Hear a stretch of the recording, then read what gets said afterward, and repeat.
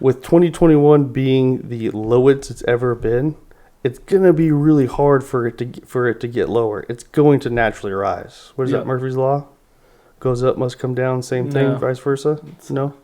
Murphy's Law is anything that can go wrong will most likely will go wrong. Who said the other one that I said? The equal and opposite reaction. Really?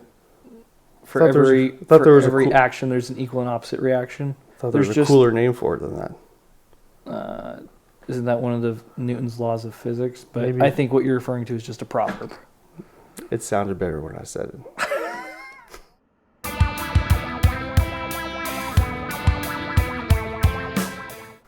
Mason, you ready for a story? I would love nothing less. All right. I've just wrapped up this kitchen remodel I was doing for a friend of mine. We go to the gym together, and we'll get into some of the details for the project in a little bit. But part of it was tearing out a non-load bearing wall, and usually the way you're going to tear out a wall, regardless, is going to be punching it. There is a good deal of that. I like to start on one side. If you start around the 4-foot mark, you can try and find the seam of the drywall pieces where they hit together. I take a sledgehammer and shove a bunch of holes through it, because then what you're going to do is, I call it skinning the wall. You're going to try and rip the drywall off of one side. Now what that gives you access to is you can do one of two things. You can then take your sledgehammer and hit up the side of the studs to try and pop the drywall off the nails or screws on the other side. Or this one is a little more fun. You start taking a hammer, sledgehammer, if you really just want to play whack-a-mole with this thing. You start hitting the studs down where they're nailed into the bottom plate, because what this is going to do is pop those screws and nails off of the sheets on the other side. Well, here's what I started doing. The ceiling was probably like, I don't know, 9-10 feet, nothing too crazy, but I smacked all of the studs out. Was able to pull the bottom 4 feet out pretty good, but I still have like another 6 feet of drywall that's hanging up there, and it's attached by 2 studs at the end and the corner bead that it's nailed into. So I'm on the other end of it. It's a 12-foot long sheet as well. So I've got like a 12-foot by 6-foot piece that I'm now kind of yanking on to try and create leverage, because I want it to just break away on the end, and then we can slowly bring it down, all that stuff. It was nailed in so well through this corner bead. I'm starting to bounce on this thing, and it's not coming down. So we're back and forth, bouncing on it. And then all of a sudden, here it comes. And so I'm then catching this 6-foot by 12-foot piece of drywall that's just coming down, and I'm like, oh shit. Did it break? Just a little bit on the corner, but for the most part, we carried it out. Really? Yeah, like that, into our trash pile. That seems fun. Yeah, when you do it right, it's fun. Yeah. The way I describe demo is fun when you're first getting into construction, especially because it's like, all right, you never get to smash walls, you never get to smash cabinets or whatever, and it's like, okay, yeah, that's fun, until you've done it for several years and you just start to realize this is just us making a humongous mess. Yeah, then you have to clean it up. Right. Not just that, but also like you got to wear the dust masks, because you don't want to be breathing in everything if you're doing like destroying concrete, if you're doing showers or there's COVID. Yeah, that too. Okay. But yeah, demo still has its moments, but there's other times where you're just like, I'd rather be putting something back together because it's a little cleaner at the end of the day. Yeah. But have you ever had anybody pay you to like put together I should get closer, to pay you to put together like something from IKEA? I feel like they And did. if they have, did you say yes or no? I'm trying to remember. I feel like someone has done that. I think it was actually when I was with the general contractor several years ago. There was some of the cabinets they were doing in their bathroom they did with IKEA cabinets. Really? Yeah. How do you feel about IKEA? If there was a store such called IKEA. In Minecraft. Yeah. I feel like for a lot of things it seems affordable. It's a good option for people who need something affordable. But in terms of if you're looking for something with a little bit more durability or craftsmanship, then like I think even IKEA would say like we're not that place. Yeah. We have a little spot in our bathroom where I was thinking about doing like a, what are those called? Like the makeup vanities where they get ready and all this stuff. Yeah. But there's a couple of like drawers and this little table thing you can attach that like would measure wise fit perfectly right there. Mm-hmm. I was just debating whether it'd be worth it to do it. Essentially put it together and then fucking adhere to the wall. I don't know. Try it out. See what happens. Yeah. If it looks good, then there you go. Sometimes part of it is also the longevity of the stuff you're working with, especially with heavy use. So like the stuff that we were doing at your house, like we're building it out of 3/4 inch plywood. Like I was doing pull-ups off of it because at the end of the day, it's... No, my kids would have ruined it. They would have jumped on it for sure. Right. But like I call it hurricane testing to where if I can do ridiculous things to stuff that I install, no one's going to do that, but it's the compounding effect over sometimes decades that people don't. They're going to renovate something in their house and they're not going to touch it again. Yeah, we have a IKEA like dresser set, whatever, when we got with the first house. And we tried moving it one time. It was real heavy, but like it felt like it was going to fall apart, so we had to take everything, like even the clothes out of it. Yeah. But then once we moved it, I like retook it apart and like the bottoms, put wood glue in it. Where the things are, put wood glue.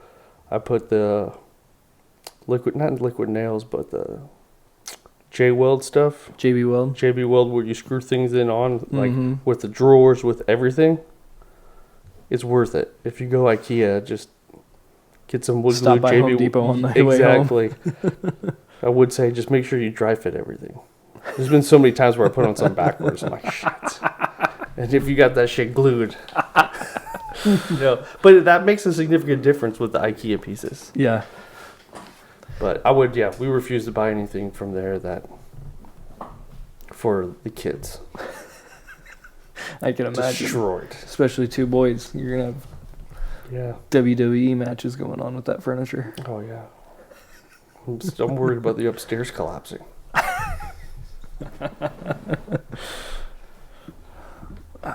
The kitchen remodel, though, I've got a video and some pictures on Instagram right now, and then I took videos along the way, so I'm going to get that up on YouTube as well.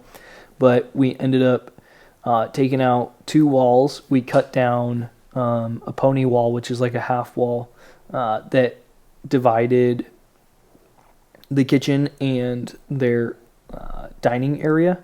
So it was an interesting layout for the house. I think it was built in the 90s, but it almost had like a 70s kind of vibe to it just based on the rooms, because if you see a lot of like 60s, 70s houses, the rooms are all divided up, where a lot of times people are like, the homes they're building now, you want your kitchen to flow into your living room. I think that's more of like the ranch style, because it just makes it feel so much bigger rather than small room, small room, small room. I've got 4 of them, but it just feels claustrophobic. It's like, no, let's just do a couple big ones, make it a multi-use space and go from there. So anyways, we took down the dividing wall between the living room and the dining. It was living room on one side, dining room and kitchen on the other. And then there was this wall that went up to the ceiling that divided the kitchen from the dining area. So got rid of those, cut down the pony wall a little bit to just make it really, all 3 rooms are now together. It feels like a completely different house. Way better. Yep. The other thing we did was RTA cabinets. I don't know if you've heard of these before, and I don't know if we talked about them on here, but they're cabinets where you order them. They're going to have the nice cabinet finish on them. I think we did talk about this last time, but anyways, the nice cabinet finish on them, but they're sent in flat pieces. You build them yourself. Exactly. Yep. So we ended up installing those, and then we went, we used some friends of mine, their company's called Granite Dude, and they came out and we got quartz countertops. They laid all that out, did a farmhouse stainless steel sink in there, They did this pretty unique faucet with it too, where it's got like two ways that water can come out of it. So we did some neat stuff with it, along with floating shelves, and then added extra upper cabinets to one side of the kitchen and created, you know how more houses are going to, you have your fridge kind of built into the cabinetry. We ended up getting a pantry on one side, buying a panel on the other, and then had a small cabinet up top, connected everything at the same height, so it looks like it's all built in now. Really? Yeah. So I was really stoked with how everything came out, and the homeowners were super happy. When are you going to post pictures? Last night. So you did? Yeah. Oh. I didn't see it. I thought you liked it. Did I? I thought so. I think I liked a video of you doing like a walkthrough. Yeah, maybe sure. I didn't swipe over to look at the pictures. Because I had the before and afters on there, so you can see like we went from the plastic countertops to a stone, the walls that are then gone, stuff like that. Oh, we did a backsplash on it as well. So yeah, I was super happy with how everything turned out. Nice. Yeah. So I was pretty happy with how quickly it got done too, because like right now I'm working full time for a general contractor, so I was doing that on like Saturdays and on the sides, and I think I had that turned around in just about a month. Damn, it's pretty good. Yeah. So, and the only people I brought in as subcontractors was a drywall guy to help out with texture, and then Granite Dude to do the countertops for us.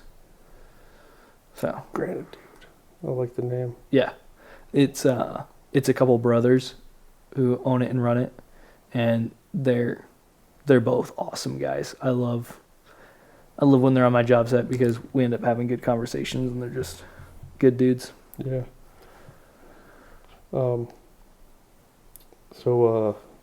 this, I like basketball. Luka Doncic, the one of the best point guards in the NBA. Mavericks, right? Yep. He did a for his shoe release. I think he's with Nike. On some lake, I think in I don't know where it is, but in some lake, he had a floating basketball court in the lake, so just floated around the lake and had like a 3-on-3 tournament for people. I was like, how sick would that be? But I was looking at it, and it was like, maybe they did it just for pictures, but I feel like they had to have had a large amount of extra balls, or at least put a net up, because if you bricked it hard enough, that shit was going in the lake. That's hilarious. Yeah. I wonder how much he spent on that too. I don't know. It looks sick though. Yeah. Because I guess, dang, yeah, that is pretty awesome. And then it's like big. It's a real size court. Yeah, that's insane. But I guess when they're making tens of millions of dollars or hundreds of millions of dollars off of it, it's chump change. Yeah. Why not do a sick release? What have you been up to this last week? I'm hiding behind my microphone. Hell if I know. Let me look at my schedule. Yeah, jack shit. Boys practices. Yeah. Games. Yeah. Oh, we did go to the ASU game though. Yeah. Versus Colorado. How was that? It was good. Who are you voting for? I don't think. I do root for ASU, but I do like Deion Sanders. Yeah. So, but I think that the people who run the ASU games, because the ASU is not very good, I think they have one win. And Buffalo was nationally ranked for a while, so they had some losses. Plus, it's Deion Sanders, so I don't think they were very well prepared for the amount of attraction that was coming, because it was packed. The concessions ran out of food. Are you serious? Yeah. So it was like I waited till after halftime because I was fucking hungry. So were the kids, and it was like not even halfway through the third quarter. And like one of the concession stands were just out of like burgers. Like they only had like little snacks. They had no candy. It's like, what the fuck? It's like a high school game at the end of the year. I know, right? Yeah. That's hilarious.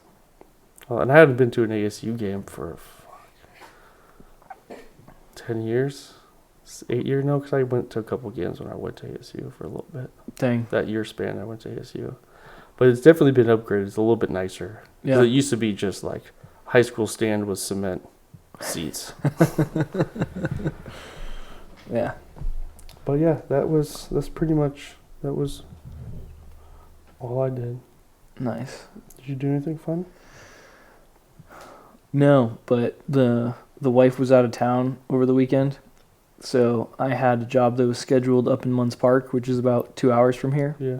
And apparently my eyes were bigger than my capability for the day because I ended up having a couple hiccups getting up there because I was trying to get up there earlier. I showed up at around 10 a.m.? Yeah, I wanted to be up there earlier, but a couple stupid hiccups and showed up at 10, started working on some stuff, and I was working there till after 7 at night, like with a headlamp on. Mm-hmm. Didn't get everything finished, so now I'm like, all right, I got to go back this weekend to try and square everything away. So I'm just like, son of a... But how was the weather? it was beautiful. Was it you have to wear a jacket at night? No, like, and part of it might have been because I was working too. So like, That's true. you just stay a little warmer just because you're moving, and then Mhm. also stress keeps you warm. But Nice. I need to make a trip up north. my family and I, my brother and sister-in-law had this idea to spend Christmas up north. So we're not going to get presents for anyone in the family. We're just going to put all our money towards getting a Airbnb up in Munns Park. So we reserved that this weekend too. Oh, you did? Yeah. I was like, are you going to ask if you're going to go further up north to like guarantee a white Christmas? Munns Park is 50-50. Yeah. Well, I guess it is. It's closer to Flagstaff. you've got a bunch of desert rats going up north. So if we don't get any snow, it'll be all right. That's the first time I've ever heard of that. Are you serious? rat. So people from Phoenix going up north? No, it's just more if you've lived here for like your entire life, or So you're a desert rat. oh yeah, Okay. like third generation or something like that. Third generation?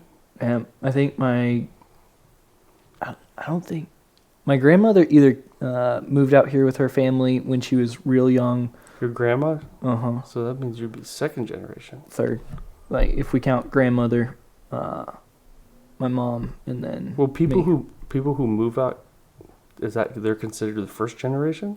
That's what I was saying. I don't remember if she was like, she essentially grew up here her entire life, so this is where she's lived her entire life. Gotcha. So yeah, So whatever that is, that's what you are. yeah. Throw me outside. It's triple digits. I'm gonna do a whole lot better than most other people. You throw me outside when there's snow on the ground. It's in the 30s, Great. Yep. Scrape me off the road and probably take the me home. 40s. 30s is usually where I'm like, I don't like this anymore.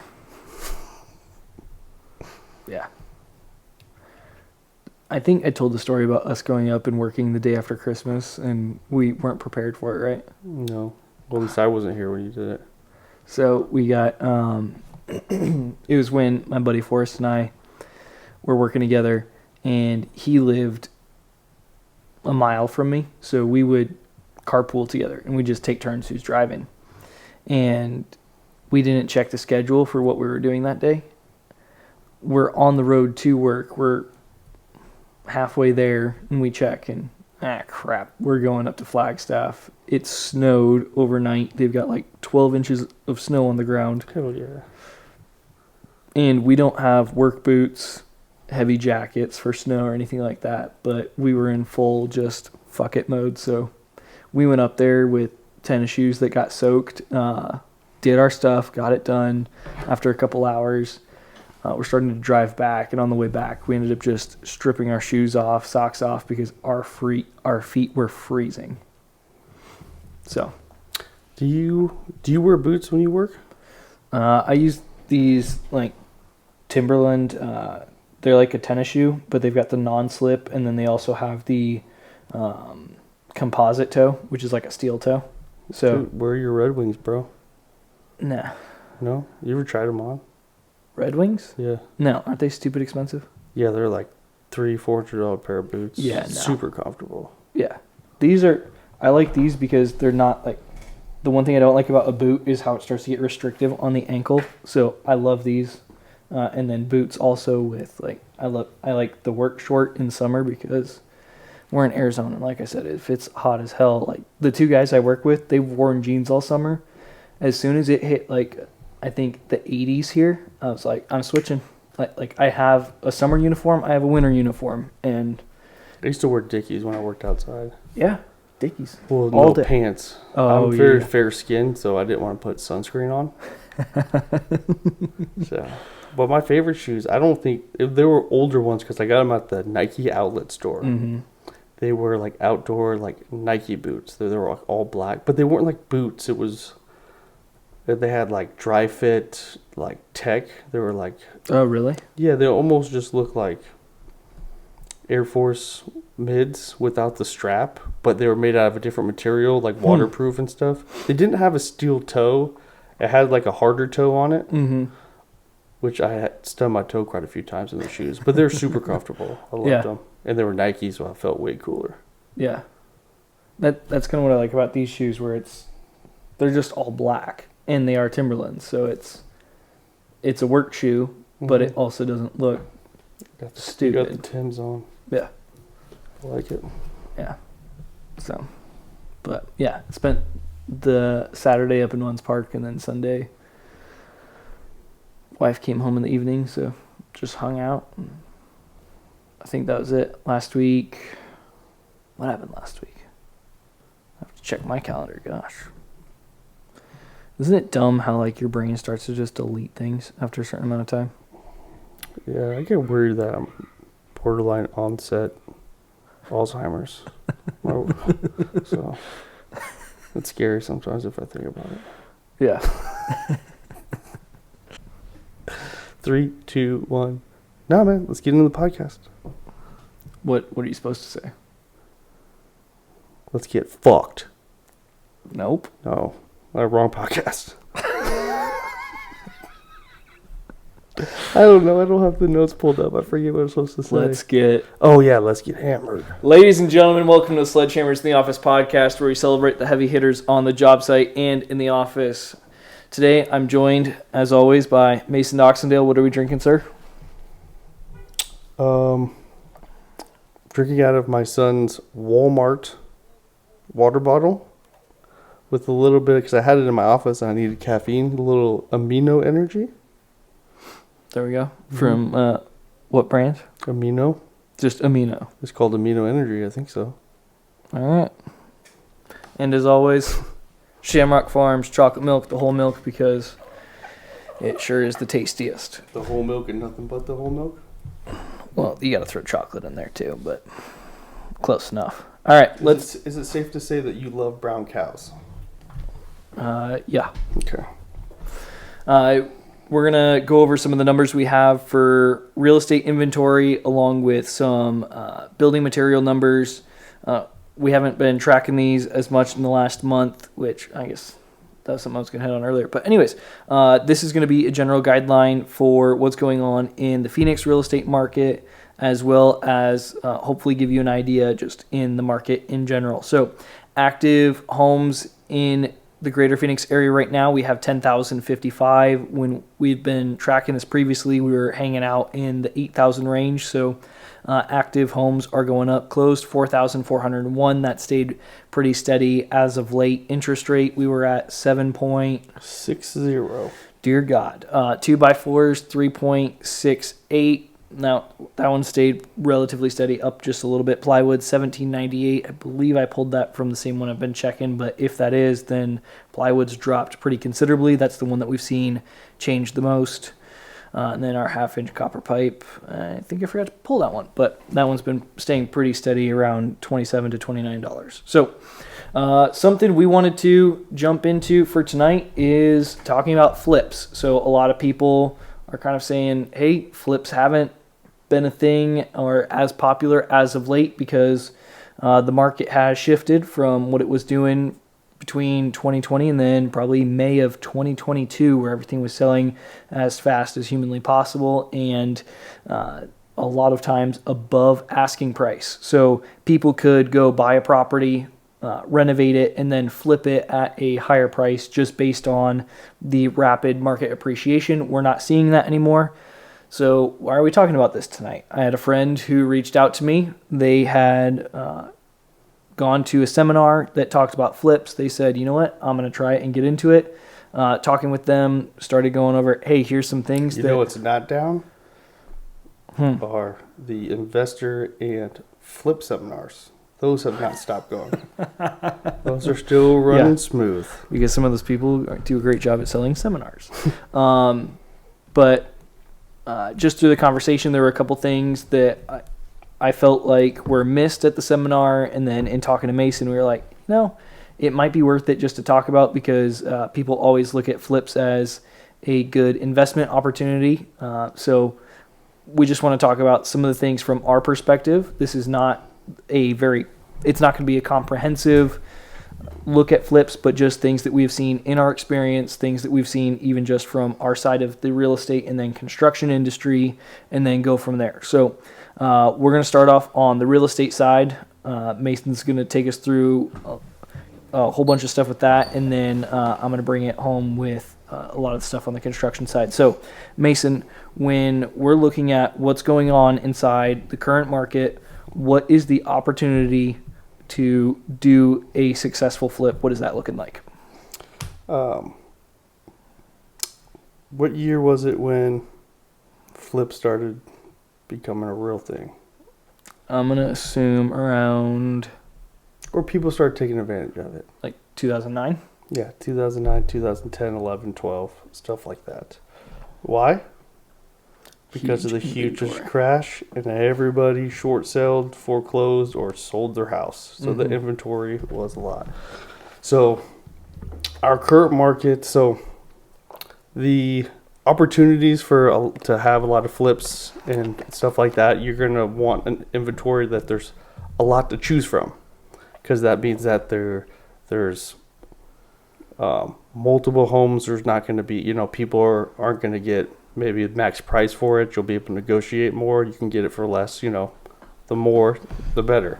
So our current, although it is getting higher, but we still currently have a pretty low inventory, which gives you a less opportunities to find them. Puts us more in a seller's market. Exactly, that puts you so people are getting what they want for the sale of their home. So there's not an abundant amount of homes available, and it's like, oh, they want to buy my house, so we got to make sure we sell it to them no matter what. So we have a low inventory. Also, right now, there are people who bought prior to 2020, and still own their home.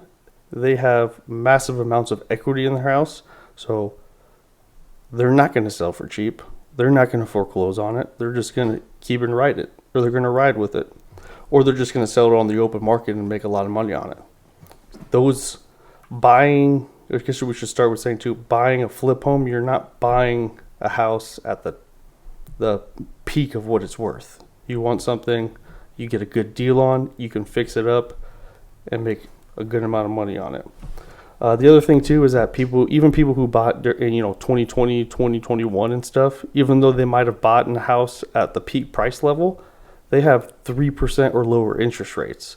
So, if the small chance they are upside down on it, most likely they can still afford the payment. So why we're upside down on the house, we need to foreclose on it, blah, blah, blah. No, you have a 3% or less interest rate. They're just going to ride it out until it comes back up. So that is why those are probably the two biggest reasons why you're not seeing a lot of flip opportunities. And because of those reasons, foreclosures. I mean, did you hear a lot about like, in 2020, I think 2021 is when the housing prices kind of peaked, right? But anyways, no, it's 22. You're hearing a lot about, oh no, this is going to be like 2007, 2008. There's going to be a bunch of foreclosures and all that stuff. Well, no, because of what I said earlier. People have equity in their house. People had equity in their house. There was the rapid appreciation.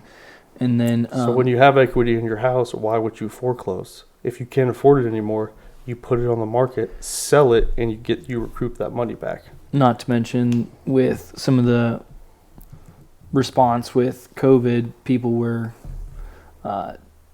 was that just for the landlords, but people weren't able to be evicted? So Yeah, those are for rentals. Yeah. yeah, all right, then disregard that. Keep going. And just so for like the foreclosures, I got some numbers here. So some of the headlines you'll see, hey, foreclosures have raised over 150% from last year. From 2021 to 2022, obviously because we don't have all the 2023 numbers yet. Right. But 2021 was the foreclosures were at an all-time low. This is nationwide, not only Arizona-wide. We had about 1,200 homes foreclosed on.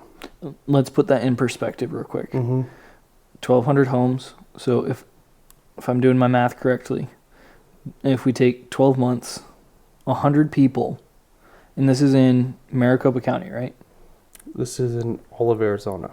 Okay, then we're going to get even bigger than that. Maricopa County has about 4 million people in it. So out of 4 million people that live here, 100 people a month foreclosed on their properties. It's about that much. For the audio people, it's a very minuscule amount. Exactly, yep. And job loss and stuff, like it's not the real estate market that drives that. People lose jobs, they can't afford it, like shit like that happens. Or you just get irresponsible people. Yeah, how many irresponsible people are out there?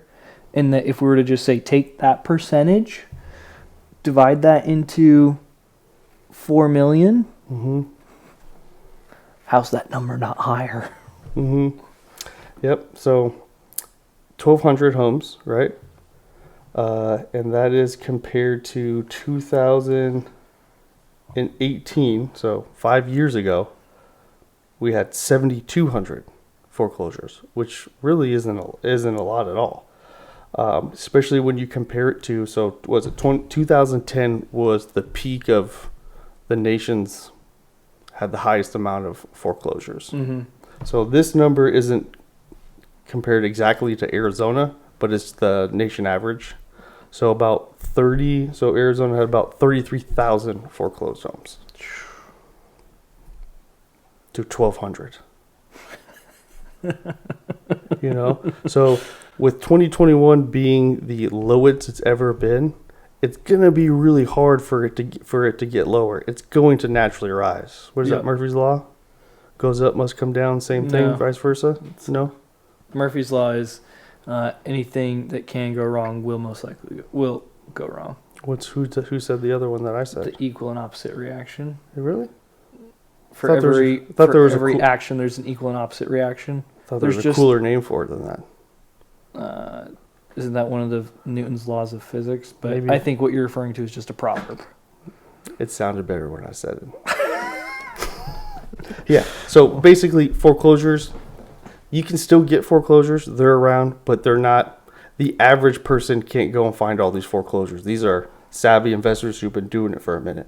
Another thing, too, is that the emergence of iBuyers. They are spending a lot of money on advertising. Hey, you need to sell your house fast, quick, you need cash, quick close, boom. So instead of calling around or just talking to people and trying to figure out how to sell it, they just go sell it to these iBuyers.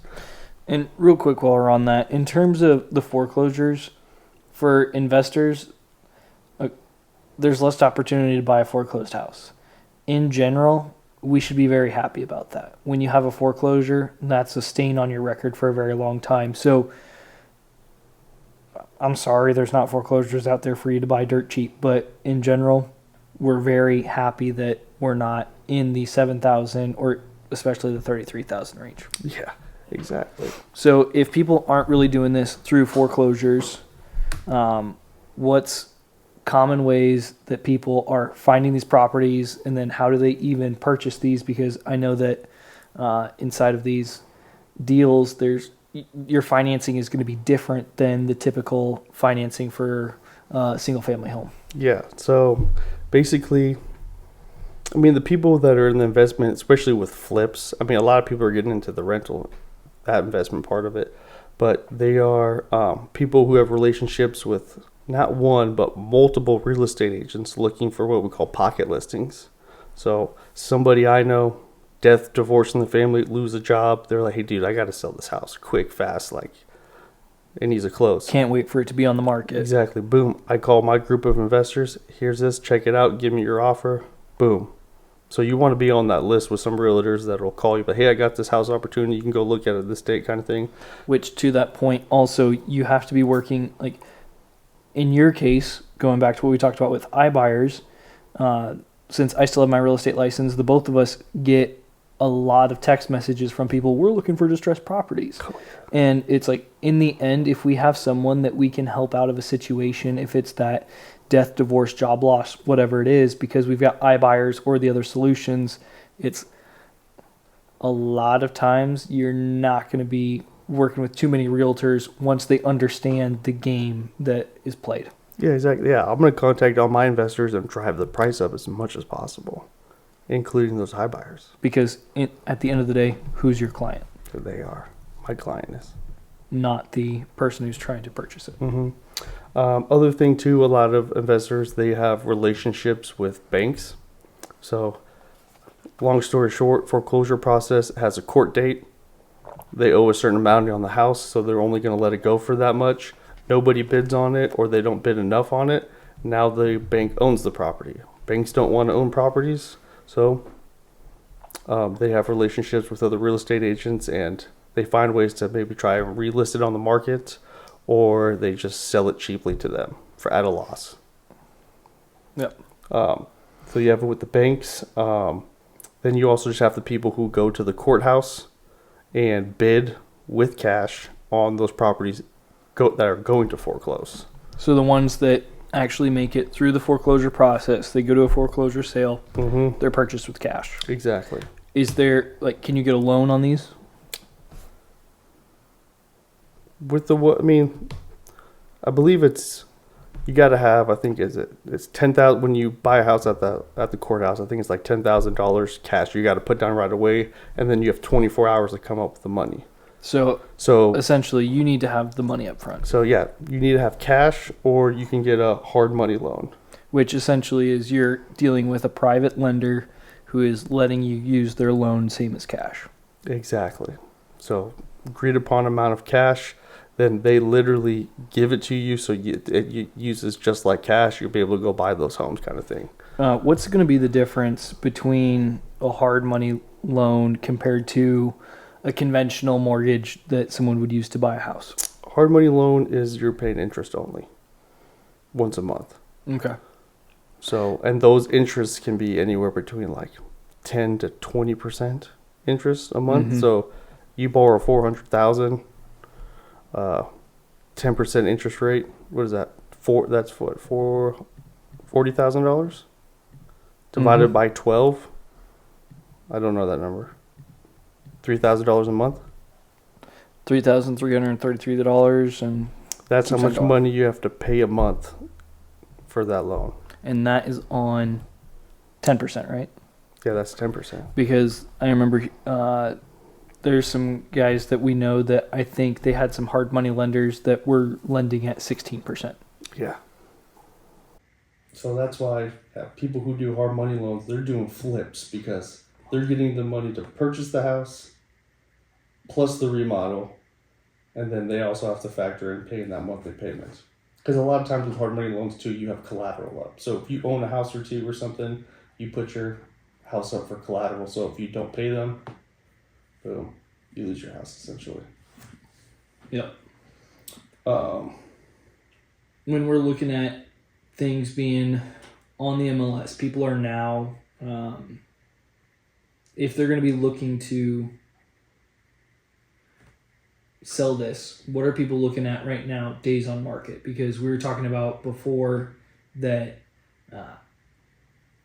you go back 2 years, you could have something sold in a weekend. What are things currently? Because going back to that interest rate or the interest you're going to be paying monthly on that hard money loan, when you can have you get through your renovation as quickly as possible, now you've got to sell it once it's completed.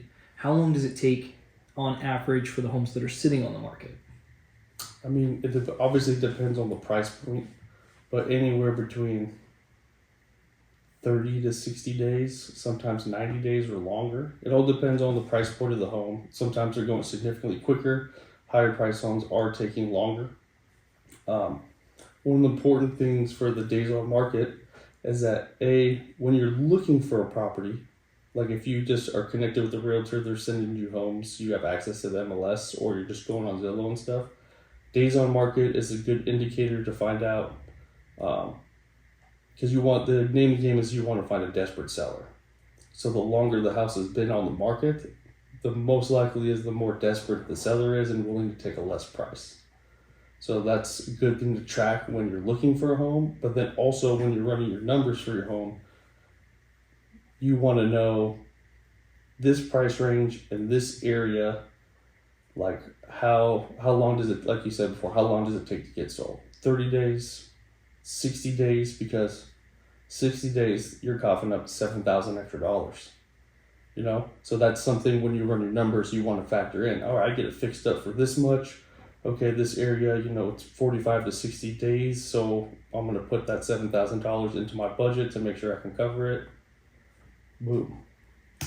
So that's a small but very important detail that you need to make sure you consider when you're doing it. Absolutely. I'm assuming we're going to feed me questions, so I was waiting for you. Yeah, I'm dealing with some audio issues over here too. So when we're calculating a flip, investors can typically purchase the homes off market. There's usually an advantage to that, like we said, because if there is a real estate agent on the other side, they might have avenues that they can get them more money than if they were to sell directly to some people who are doing flips. But when they go to sell it, they're going to have realtor fees. So what are we looking at in terms of not just the realtor fees, but probably all the fees that are involved with selling the house? Yeah, so to get the highest dollar amount for your home, you want to get it in front of the most people, which is the MLS. So in order to get on the MLS, you got to list it with a real estate agent. So with that, there are going to be realtor fees, which realtor fees can be negotiated, but when you're pricing and going over, what it costs and doing all this stuff, it is always a good idea to overestimate.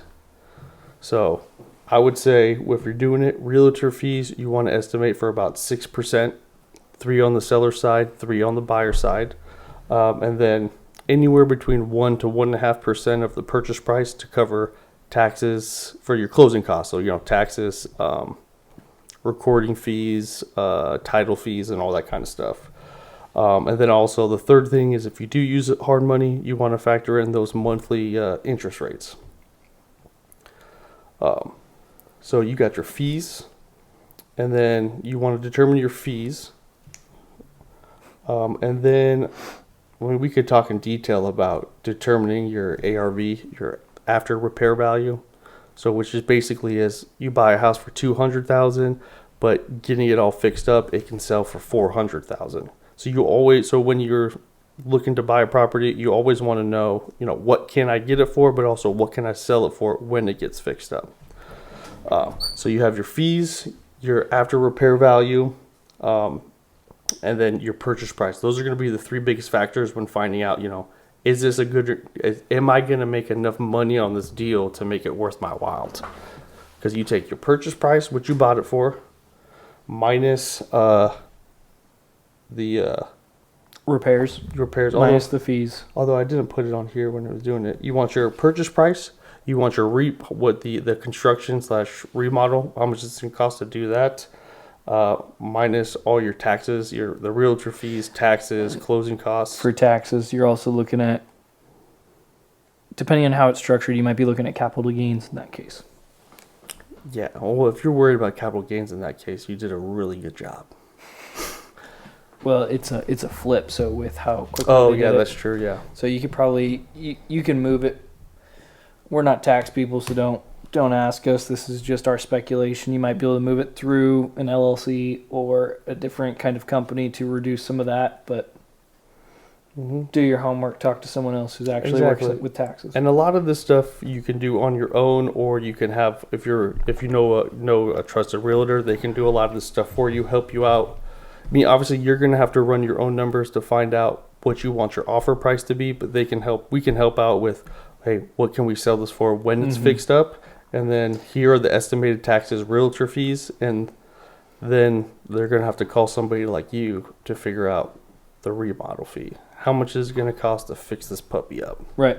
And so jumping over a bit to the construction side, the pricing is going to be one of the big things. So when someone's getting started with doing flips, one of the big things is going to be kind of assembling your team, right? You need a whole bunch of different trades, because if we're trying to give something a facelift, or if we've got something that is going to need a lot of work, then we're going to be using multiple trades.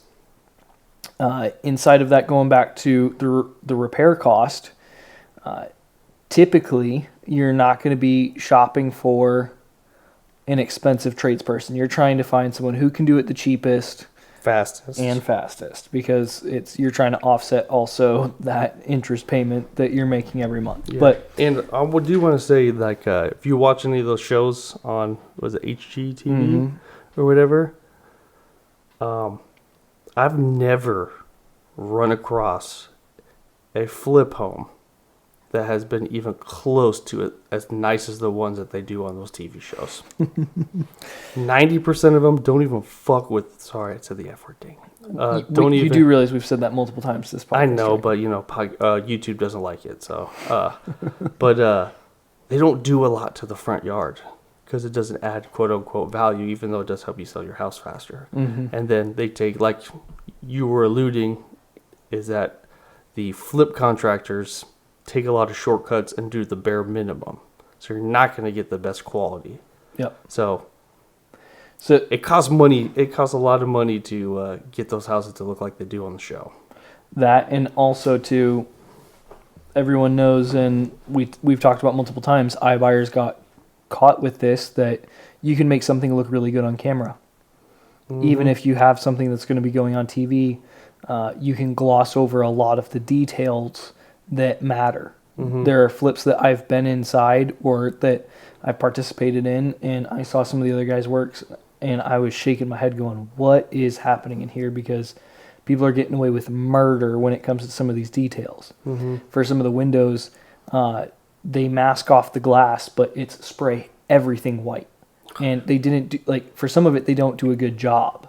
And so you get a house where you take the pictures, the window looks new and white and all these things, but it's a single paned steel window from the 1940s that has absolutely no insulation value. So, stuff like that. Or just some of the dumb things, if it's with cabinetry, you can basically, the devil's in the details.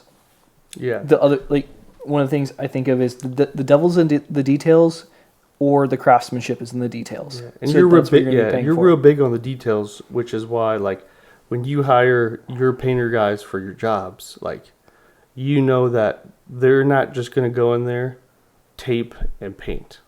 It's not spray everything white. Exactly. Some parts they paint, sometimes they roll. But the other key thing, too, why I always think it's worth it to hire somebody to paint your house, is because also they're going to go through and fix any drywall imperfections.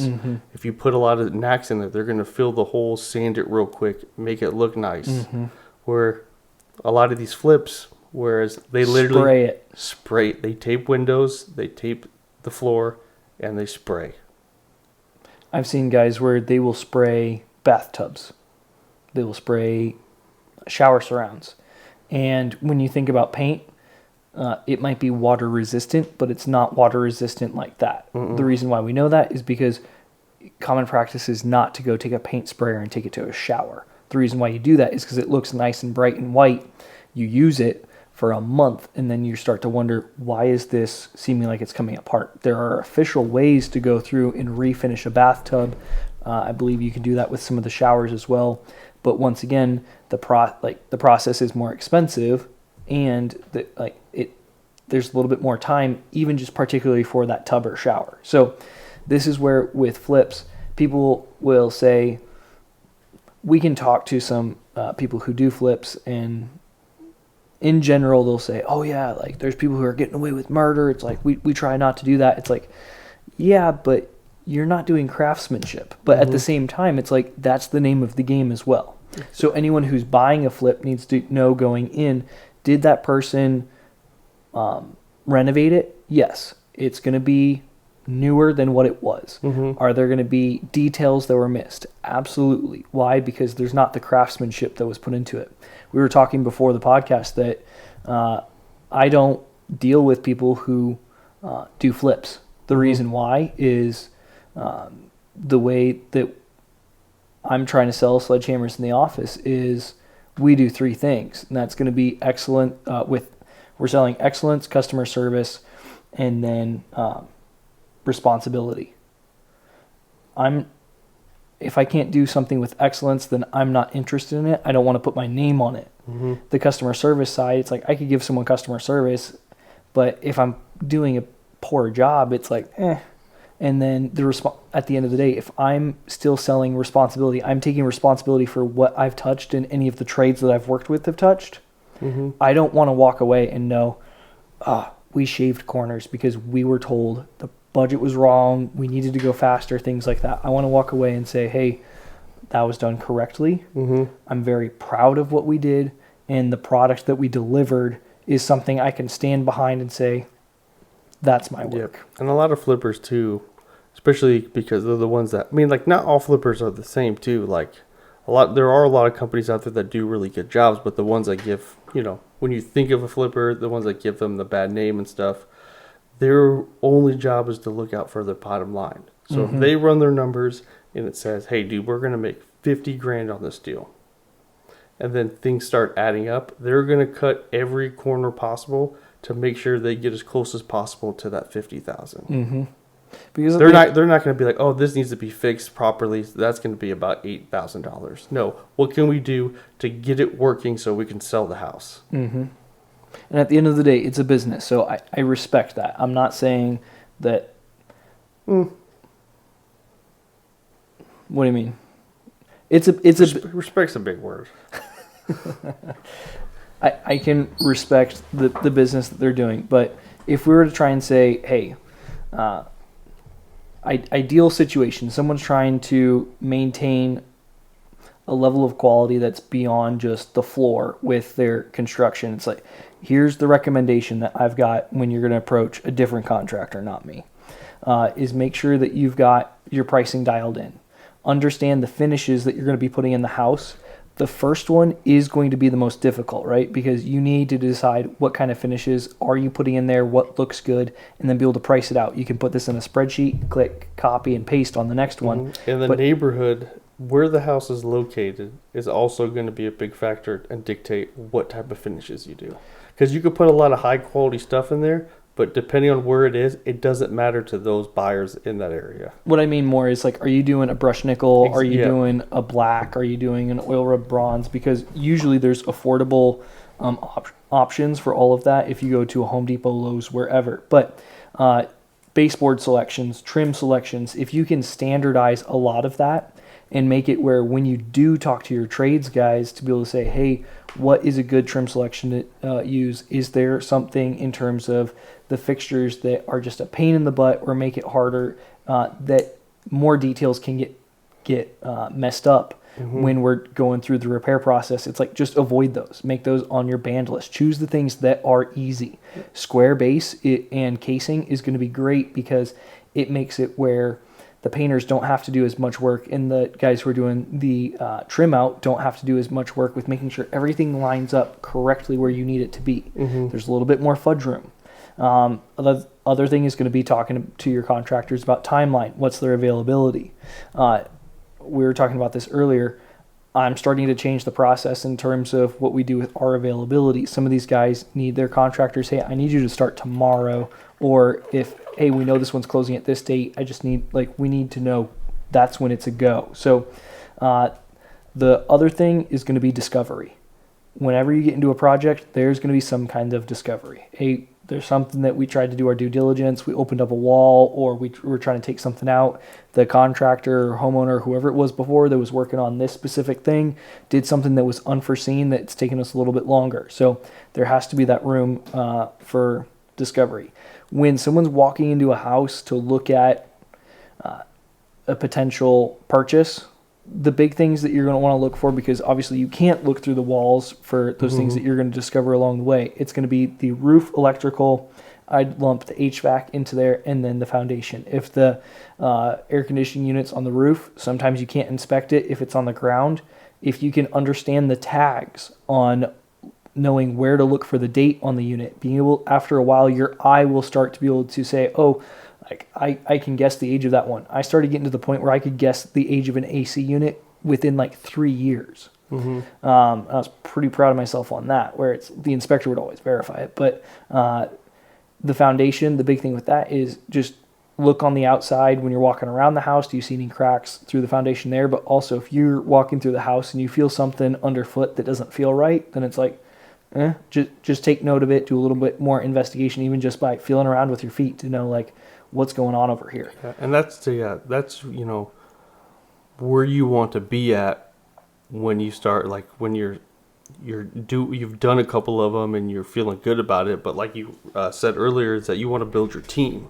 So especially when you're starting off, you want to have an inspector that you know and trust, or a contractor that will, like, they know, like, you want to be transparent. Like, this is your first, like, so you get a house under contract in the inspection period or whatever, or you're going to walk a house, like, pick a day that they can go with you and they can point out little things and help you out. Absolutely. And some of the houses are being sold as is, so sometimes it's going to be, hey, you got to be able to figure it out. So those are the big things to look for. Technically, houses are always sold as is, but whatever. No, but yeah, they're not fixing jack squat. Yeah. So pay attention for leaks from the roof. If you can get an idea of the age of the roof, things of that nature. Obviously, you're not going to be living there, but just try and identify, do I have, has anyone painted over a leak or anything like that? So that's the big things to look for. The other thing with that, we talked about the repair costs is, and this would go back to the funding of the house and the project. When you have tradespeople come and work on the house, when they get done, it's time for them to get paid. They're not going to typically wait the 30, 60, 90, however many days it is. Maybe you sell it in 3, good for you. But they're not going to be waiting for the days for it to go under contract and then for it to go through escrow and close. Nope. So you got a plumber in there fixing stuff. When he's done, you pay him. Right. So it's just calculate that all in there as far as you get paid when it's done, but that's part of the risk that goes into it. So I think that's all I've got for that for the most part. As far as we personally don't do flips. This is more just as far as what we understand on the real estate side from being realtors, from being, for me being on the construction side, interacting with some people who have had flips that I've worked on, and then said, hey, this isn't the game I want to be playing in, and just kind of knowing a little bit more about the construction industry in general. Yeah. And if this is something you really want to do, it's just like anything else in life. Like, you just got to go do it. Yeah, you want to make sure you do your research, you're well prepared and stuff. And as, you talk and think about things, like, it can get a little hectic and stuff. But that's why Thaddeus said, build your team that you know and trust that can help you out. Make sure you run your numbers good, and then just go do it. At the end of the day, if you feel comfortable, you feel like you've done an accurate risk assessment, and you feel like you're ready to make that jump, go ahead and go for it. The only thing I'd say is I love to always talk to people who have been there, done that. They can tell you what are the real numbers, what are the real experiences. So we've given the very intro level baseline. If you want to know more about the investing side, bigger pockets, they're going to be able to tell you a lot more in that direction.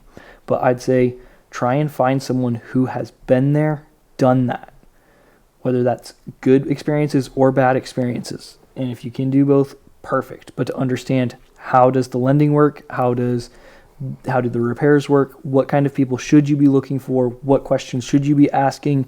What things should you be doing? I mean, a lot of these seminars you go to, they're like free seminars, and then they try to sell you up to work with them. One, I do think that they're severely overpriced, but two, is that if you do go down that route, like they do have a lot of things for you. Like they'll take you to Home Depot and show you exactly what you like. Here, this cabinet's for this, and you make your entire spreadsheet list of. Have you been to one of those? No, my dad and my sister did. Oh, really? Yeah, and they gave me the breakdown, and then they also have access to a lot of different lenders and stuff. Or even if you do have a lot of cash, I don't think I said this too, is that you can also, essentially get together your own, use other people's money. If you know people who have Inside money, your network, yeah. Yeah, inside your network, you can get a group of them together and use their money. Or if you have money, you just need extra one.